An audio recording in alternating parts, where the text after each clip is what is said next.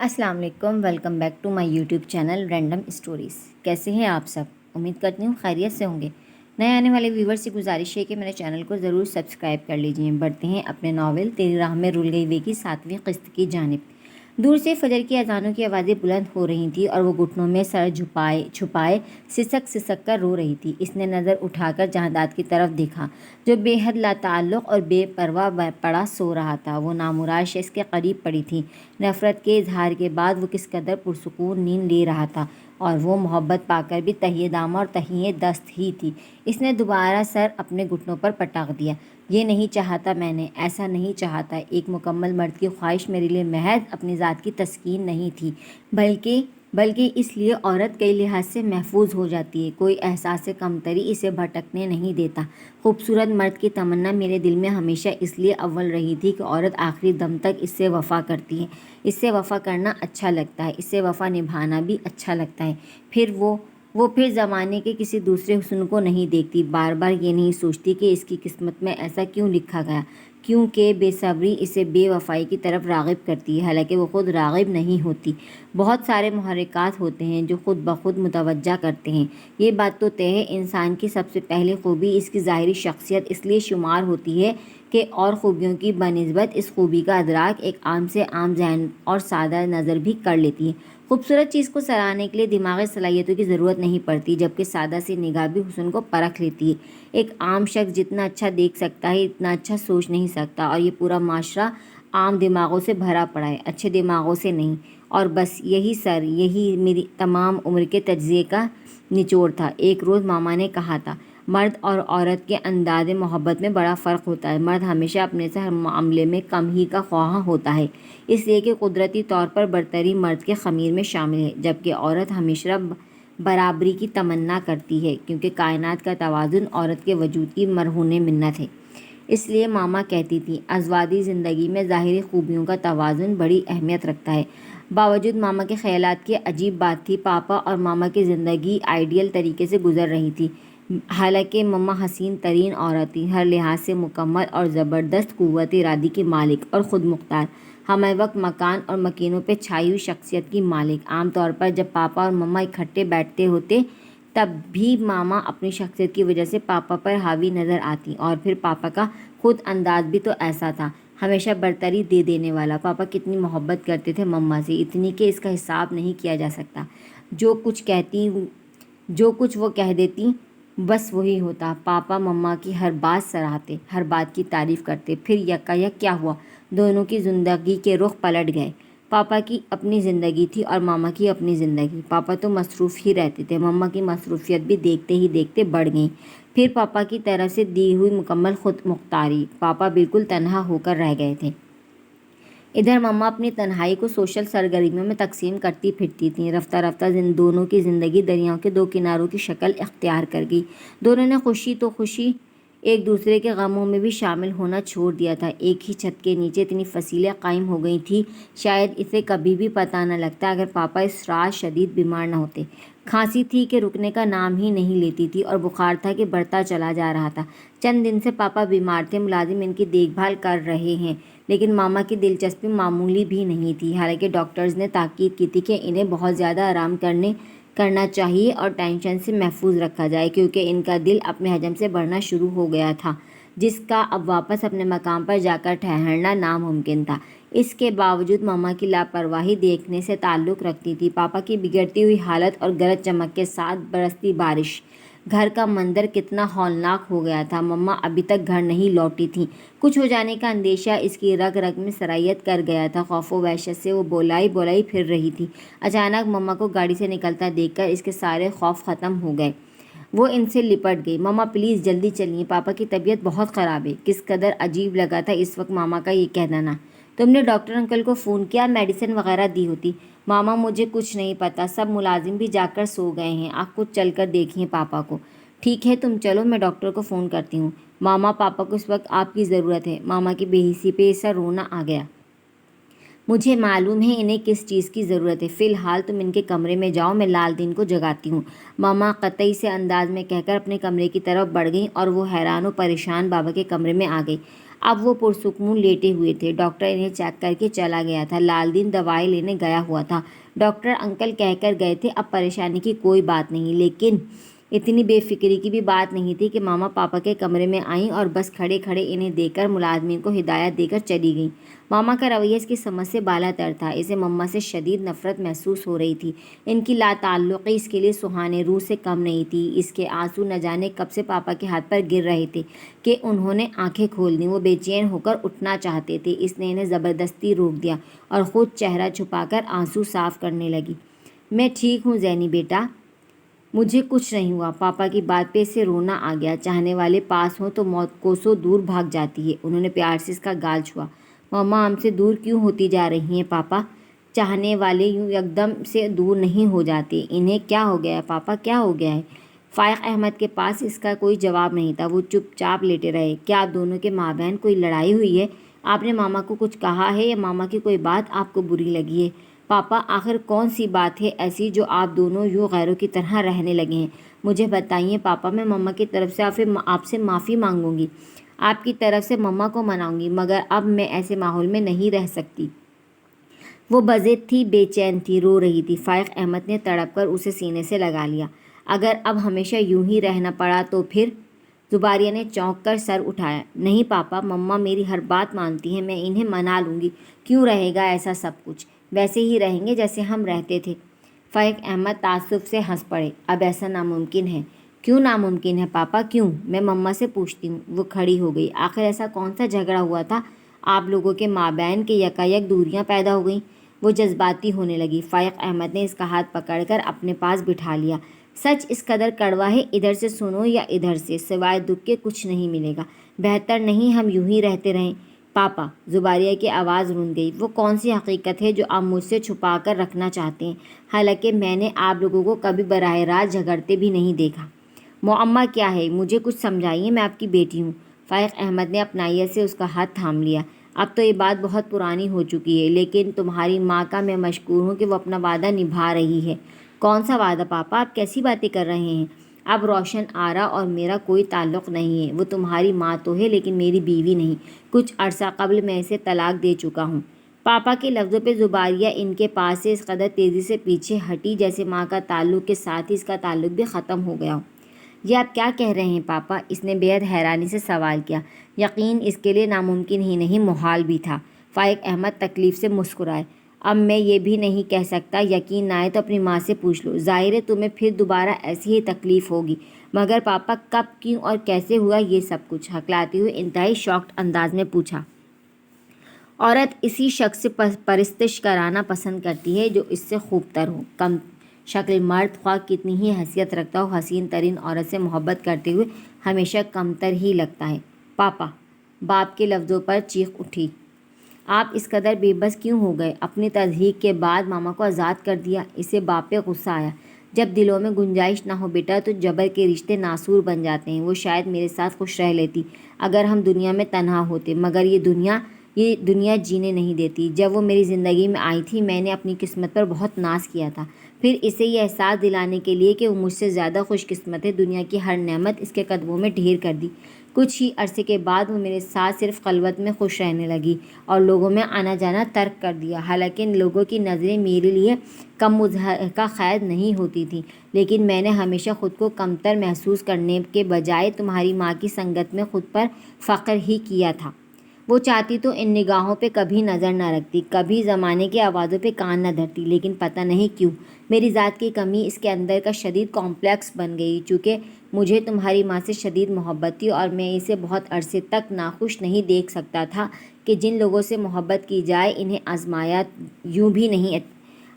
یوں بھی اچھا نہیں ہوتا۔ میں نے اپنی محبت کے جواب میں اسے کبھی محبت نہیں مانگی۔ اس کا ساتھ ہی میرے لیے سب سے بڑا انعام تھا۔ جب میں نے اس کے ساتھ میں کھنچاؤ محسوس کرنا شروع کیا تو چپ چاپ اسے خود سے علیحدہ کر دیا۔ زباریہ حیرانی سے باپ کی شکل دیکھتی رہی۔ وہ جانے لگی۔ تب میں نے اس سے گزارش کی، جب تک زباریہ کے مستقبل کا کوئی فیصلہ نہیں ہو جاتا ہم دونوں زمانے کو دکھانے کے لیے ایک ساتھ رہیں گے تاکہ اس کے مستقبل پر ہمارے فیصلے، ہماری طرز زندگی کا منفی اثر نہ پڑے۔ بہرحال وہ مان گئی۔ اب اس کی اپنی زندگی ہے اور میری اپنی زندگی۔ فائق احمد چپ ہو گئے۔ زباریہ خود پر حیران تھی، اتنا بڑا سانحہ گھر میں ہوا تھا اور اس کے فرشتے بھی اس سے لا علم تھے۔ بہت دن تک وہ صدمے کی کیفیت میں رہی۔ دن رات کے ہر پہر میں اس نے والدین کی زندگیوں کے پہلو پر غور کیا۔ سمجھ میں نہیں آتا تھا قصور کس کا ہے۔ کبھی ماں کی جگہ پر رکھ کر خود کو سوچتی، پاپا مما کی سنگت میں خود پر فخر کرتے تھے، ظاہر بالکل ایسے ہی جیسے وہ کرتی تھیں۔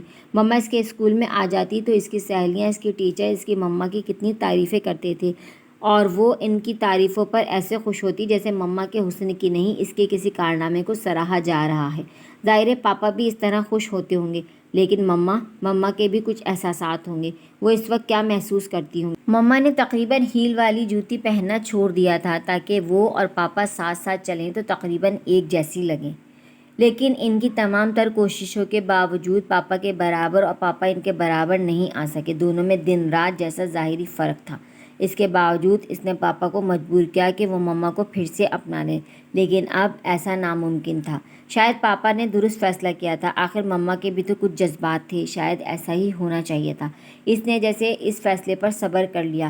وقت عجیب بے تکے انداز میں گزرتا رہا۔ اچانک مما کو اس کا بیاہ رچانے کی جلدی ہو گئی اور پھر یہ خواہش شدت اختیار کرتی چلی گئی۔ اسے معلوم تھا کہ مما اس سے جلد از جلد چھٹکارا حاصل کر کے آزادی حاصل کرنا چاہتی ہیں، تبھی اتنا واویلا مچا رہی ہیں۔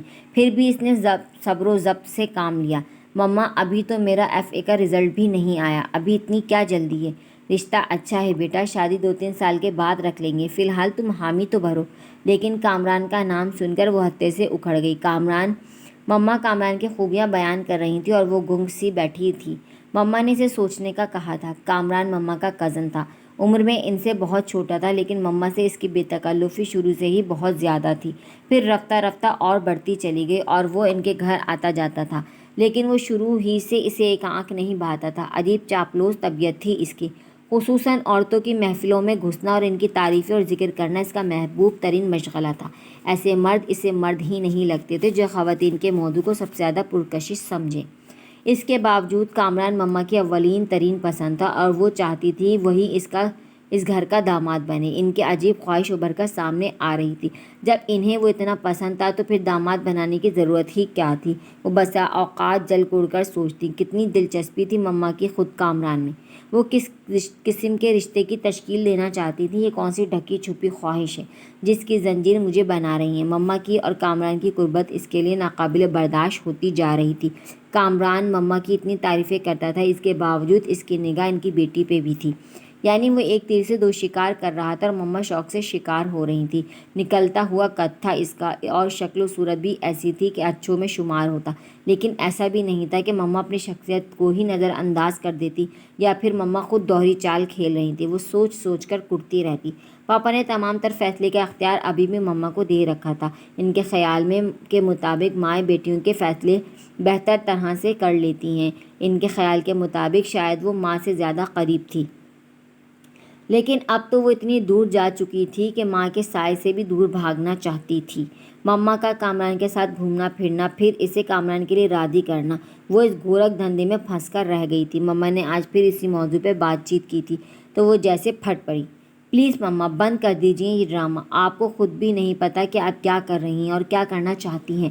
ہاں، لیکن یہی سچ ہے، آپ بذات خود کامران میں انوالو ہیں، مگر آپ کو اندازہ نہیں ہو رہا کہ اس کے ہیرے پھیرے سے کس طرح نکلیں یا چھپیں۔ روشن آرا گنگ رہ گئیں۔ زباریہ کی آنکھوں سے آنسو نکل پڑے۔ وہ ماں کے داغدار کردار کی نشاندہی کرنا نہیں چاہتی تھی، لیکن اسے کرنا پڑی۔ اس نے ہتھیلی سے آنسو رگڑ دیے۔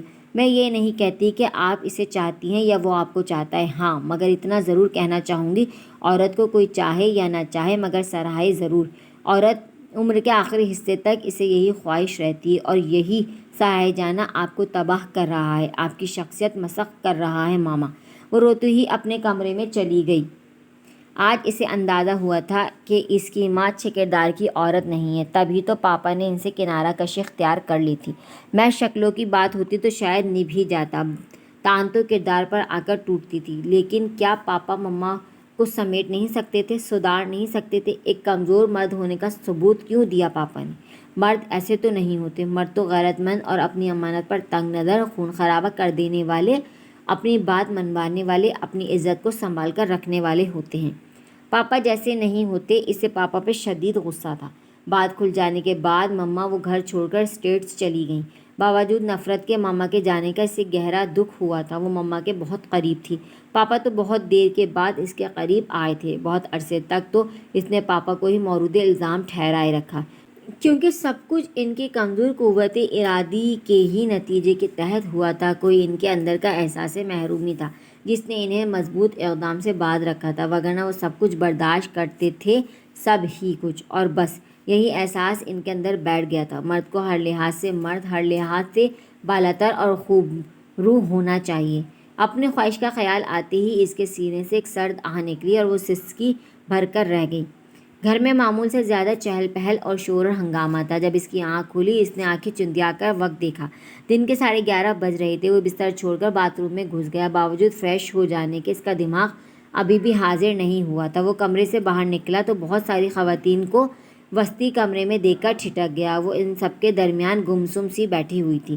یقیناً یہ سب اس کی سہیلیاں، کزنز اور آنٹیاں وغیرہ تھیں۔ اچانک اتنی ساری خواتین کو دیکھ کر اسے بہت گھبراہٹ محسوس ہوئی۔ اسے لگا جیسے ساری ہی عورتیں بہت چالاک ہیں اور اسے اچھی طرح سے پڑھ رہی ہیں۔ آنکھوں میں رات کا خمار ابھی تک قائم تھا۔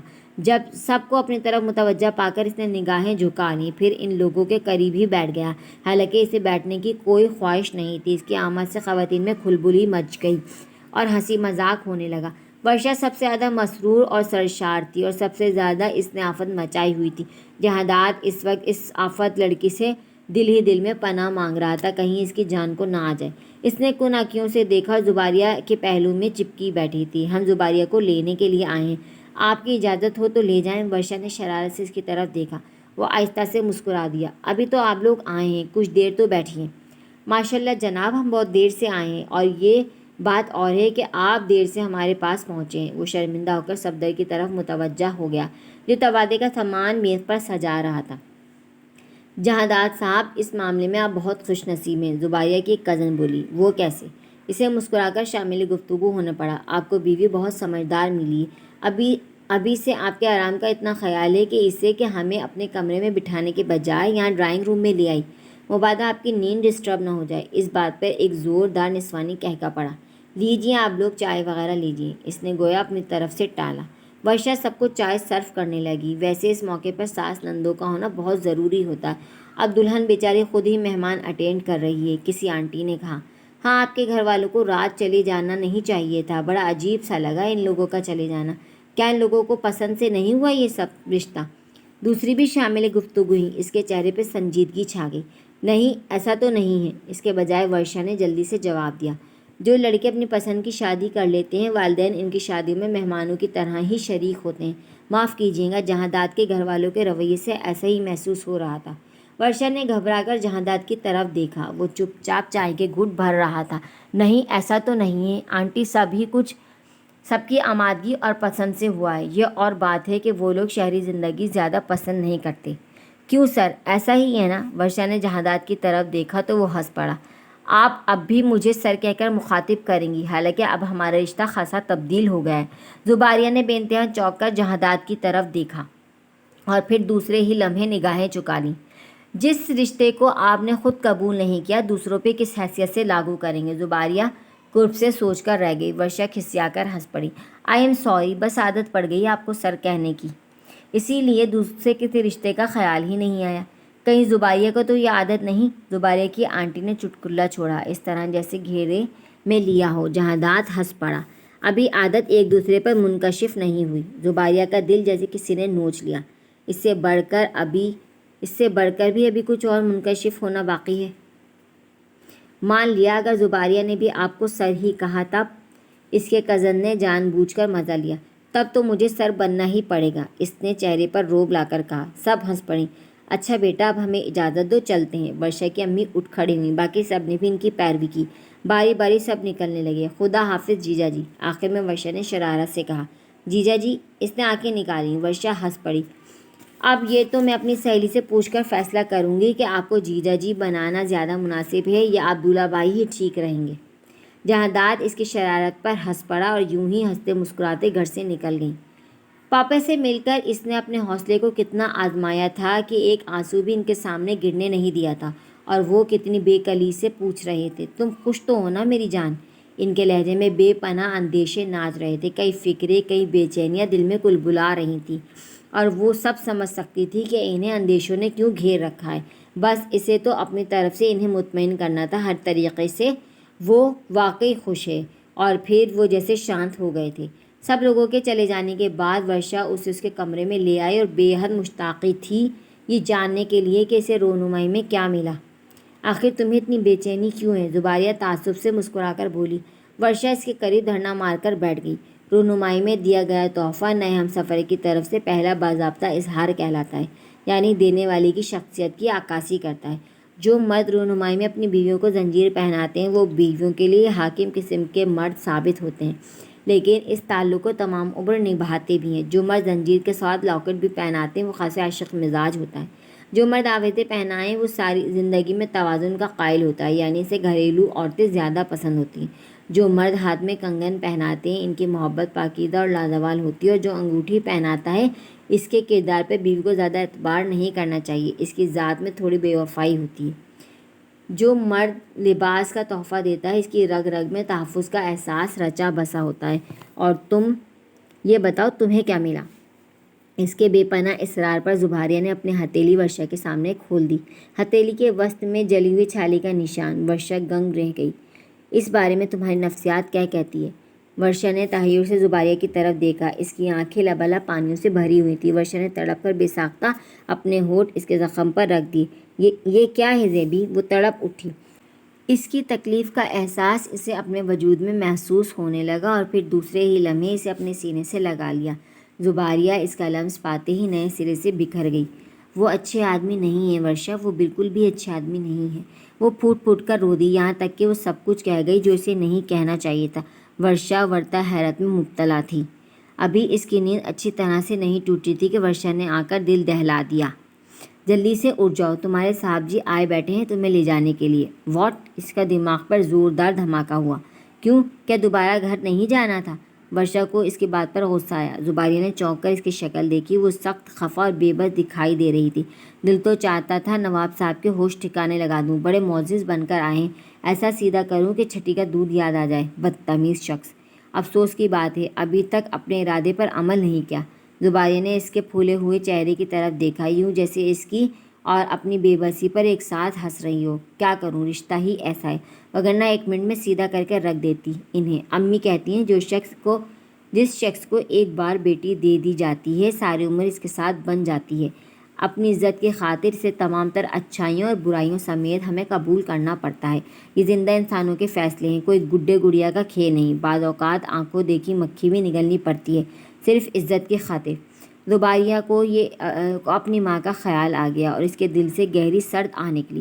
ہر ماں کا اپنا اپنا نظریہ ہوتا ہے، لیکن بیٹیوں کے معاملے میں تمام ماؤں کے نظریات ایک جیسے ہوتے ہیں، اور ویسے بھی میری امی تو تجربے کار عورت ہیں۔ زباریہ تعصب سے ہنس پڑی۔ ورشا نے اس کی طرف دیکھا۔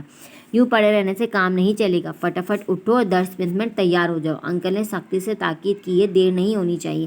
ویسے بھی وہ کافی دیر سے بیٹھی ہوئی ہیں اور میں مہمان نوازی کے 2 راؤنڈ مکمل کر چکی ہوں۔ مگر ورشا میں کیسے چلی جاؤں؟ اسے رونا آ گیا۔ ورشا بھی کچھ دیر تک خاموش بیٹھی سوچتی رہی، پھر بولی، اب یوں رکنا بھی تو مناسب نہیں، انکل وجہ پوچھیں گے، بات بڑھے گی پھیلے گی، انہیں دکھ ہوگا، تمہیں جانا ہی ہوگا۔ مگر میں نہیں جاؤں گی۔ وہ تقریباً رو پڑی۔ ورشا اس کے قریب آ گئی۔ ہو سکتا ہے آج حالات مختلف ہوں، انہیں اپنے کل کے رویے پر یقیناً شرمندگی ہوگی، تبھی تو لینے آئے ہیں، اور پھر وہ ایک پڑھے لکھے شخص ہیں۔ یہ غیر مہذب حرکت ان کی شخصیت کا خاصا نہیں لگتی۔ تم جاننے کی کوشش کرو کہ وہ ایسا کیوں کر رہے ہیں۔ ظاہری سی بات ہے میں انہیں پسند نہیں ہوں، زباریہ نے چڑھ کر کہا۔ اتنی پیاری لڑکی کو کوئی پاگل بھی ناپسند نہیں کر سکتا۔ میں آج تمہیں اتنا پیارا تیار کر کے بھیجوں گی کہ وہ واقعی تمہیں دیکھ کر بے ہوش ہو جائیں گے اور ساری خفگی سارا غصہ بھلا دیں گے۔ چلو اٹھو فٹافٹ۔ نہیں، میں نہیں جاؤں گی۔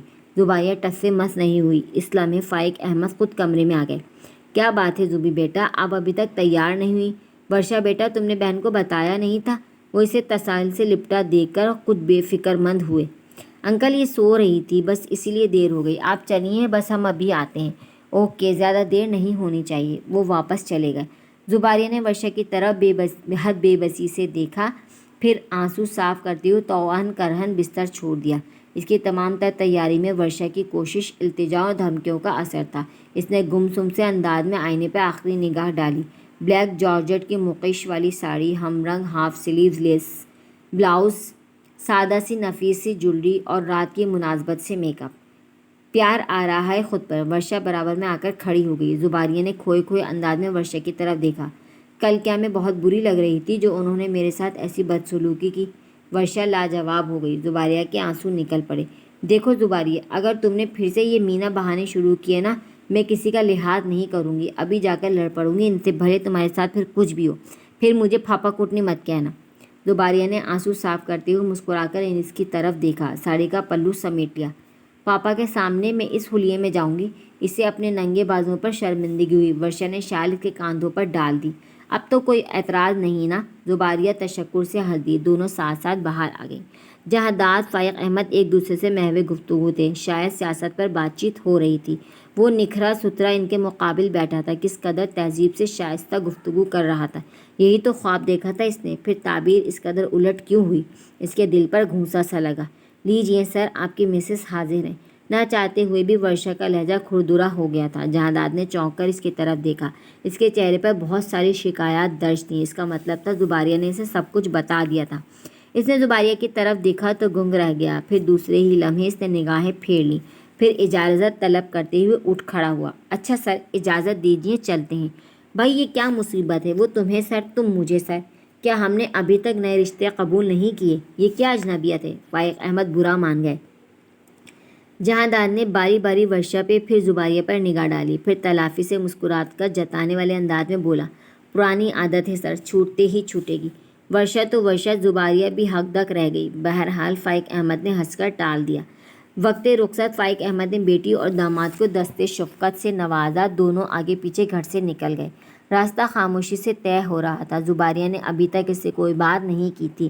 اس کا خیال تھا کہ خود کوئی بات کرے گا، لیکن وہ بے حس پتھر کی طرح بیٹھا تھا، نہ اس پہ نگاہ ڈالی تھی، نہ ہی کوئی اور بات کی تھی۔ زباریہ نے کن آنکھوں سے دیکھا۔ کل کے رویے کا اس کے چہرے پہ کوئی تاثر نہیں تھا، نہ شرمندگی، نہ افسوس۔ اس کی روح کانٹوں کی جھاڑ میں الجھنے لگی۔ ذلت کا احساس دل ہی دل میں کچوکے دے رہا تھا کہ وہ اس کے ساتھ کیوں چلی آئی، کس خوش فہمی کے تحت چلی آئی۔ وہ تو اس طرح بیٹھا تھا جیسے وہ جو کچھ بھی کر رہا ہے بالکل ٹھیک ہے۔ کوئی مرد اس قدر بے حسی کا مظاہرہ بھی کر سکتا ہے، اس کے گمان میں بھی نہیں تھا۔ زباریہ کو اپنی بے قدری پر رونا آ گیا، لیکن اس نے دل ہی دل میں خود کو ڈانٹا کہ آج وہ بالکل نہیں روئے گی، کم از کم اس کے سامنے تو بالکل نہیں۔ اس نے گھر کے سامنے گاڑی روک لی۔ زباریہ اس سے پہلے اتر کر اندر چلی گئی۔ راستے بھر جس طرز عمل کا اس نے مظاہرہ کیا تھا، اچھا سلوک اس کے ساتھ نہیں کر سکتا تھا۔ ہر طرح کی خوش فہمی دم توڑ چکی تھی۔ اس نے گھر میں داخل ہوتے ہی سب سے پہلے یہی سوچا تھا کہ وہ آج وہاں نہیں جائے گی جو اس بھیڑیے کی خلوت گاہ ہے۔ اس نے آنن فانن سارے گھر کا جائزہ لے ڈالا۔ اس کے ذاتی بیڈ روم کے علاوہ ڈائننگ روم، کچن، اسٹور، صد شکر کے ایک اور کمرہ بھی تھا جو اس کے کمرے کے ساتھ ہی تھا۔ اس نے تشکر بھرا سانس خارج کیا، لیکن دوسرے ہی لمحے پھر مایوس ہو گئی۔ اس کمرے میں بستر نام کی کوئی چیز نہیں تھی جس پر وہ جیسے تیسے رات گزار لیتی۔ اس نے ساڑی کا پلو سمیٹا، پھر بھاگ کر اس کے کمرے میں آئی، بیڈ پہ سے ایک تکیہ اٹھا لیا، پھر کمبل سمیٹا، ایک عدد چادر کھینچی۔ اتنی ساری چیزیں اور خوف زدہ لباس، ساڑی جس میں وہ پہلے ہی الجھن محسوس کر رہی تھی۔ کیا یہ بہتر نہیں تھا کہ وہ سب سے پہلے اپنا لباس تبدیل کر لیتی؟ باری باری وہ سب چیزیں اپنے کمرے میں رکھ آئی، پھر جلدی جلدی سینڈل اتارے۔ اب بھاگنے دوڑنے میں کوئی مشکل درپیش نہیں آئے گی۔ پھر واپس آ کر اس کے کمرے میں آئی، وارڈروب کھولا، اپنا ایک ہلکا پھلکا سا جوڑا نکالا، اسے سینے سے لگا کر مڑی، لیکن دوسرے ہی لمحے اس کے قدم زمین پر جم گئے۔ وہ کمرے سے باہر نکلنا چاہتی تھی، وہ دروازے میں ایستادہ تھا۔ زباریہ نے نفرت سے نگاہیں پھیر لی، لیکن وہ بالکل کل والی پوزیشن میں آ چکا تھا۔ میرے راستے سے ہٹ جائیے، اس نے سلگ کر کہا۔ جہانداز نے اس کے ہاتھ سے کپڑے لے کر دور پھینک دیے۔ چلی جانا، مگر ابھی ابھی ابھی نہیں۔ زباریہ نے غصے سے کانپ رہی تھی، اس کا ہاتھ جھٹک کر بولی، جب آپ کو مجھ سے محبت نہیں ہے تو پھر یہ تعلق بھی زبردستی نہیں نبھ سکتا۔ سب سودے محبت کے ہوتے ہیں۔ اس کی بات پر وہ یکدم بھڑک اٹھا، اس کے بالوں کو پکڑ کے پیچھے کی طرف جھٹکا دیا، پھر اس پر جھک کر غضبناک لہجے میں بولا، جو تعلق تم زبردستی بنا سکتی ہو اسے زبردستی نبھاؤ بھی۔ ویورز، آج کے لیے اتنا ہی۔ ملتے ہیں کل اس ناول کی 8ویں قسط کے ساتھ۔ جب تک اپنا بہت سارا خیال رکھیے گا۔ اللہ حافظ۔